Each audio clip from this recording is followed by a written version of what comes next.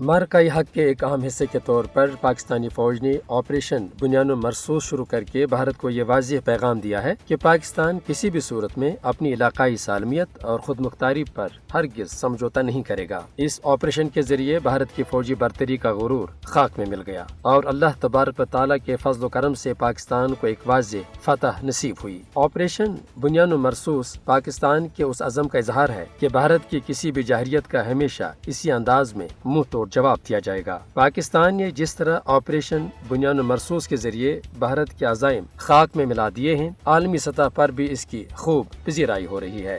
بھارت کی خود ساختہ عسکری برتری کا گھمنڈ اب قصہ پاری نہ بن چکا ہے۔ یہ امر قابل ذکر ہے کہ سپہ سالار جنرل سعید عاصم منیر نے نماز فجر کے بعد سورہ صف کی تلاوت کی۔ اس کے بعد بھارت کی ننگی جارحیت کے خلاف 10 مئی بروز ہفتہ آپریشن بنیان مرصوص کے نام سے پاکستان نے مؤثر جوابی کارروائی کی۔ بھارت پاکستان کے لڑاکا جہازوں، میزائلوں اور اس کے شاہینوں کی طاقت و بہادری کو کبھی بھول نہیں سکے گا۔ بھارت نے جب پاکستان پر اپنی جارحیت کا آغاز کیا تو پاکستان نے بھرپور انداز سے دفاعی کارروائی کرتے ہوئے 3 رافیل سمیت بھارت کے 6 جنگی جہاز تباہ کر دیے۔ در حقیقت پہلگام فالس فلیگ آپریشن کے چند ہفتوں بعد ہی آج بھارت اپنی اہم لڑاکا جہازوں سمیت اپنی رہی سہی ساکھ بھی کھو چکا ہے۔ اس امر میں کوئی دو رائے نہیں ہے کہ پاکستان کے زبردست فوجی رد عمل نے بھارت کو جنگ سے پیچھے ہٹنے پر مجبور کیا ہے۔ بلا شبہ آپریشن بنیان مرصوص نے اس خطے میں بھارت کی بالادستی اور اپنے آپ کو ایک بڑی قوت کے طور پر منوانے کے خواب اور ارمانوں کو مٹی میں ملا دیا ہے۔ عسکری تاریخ میں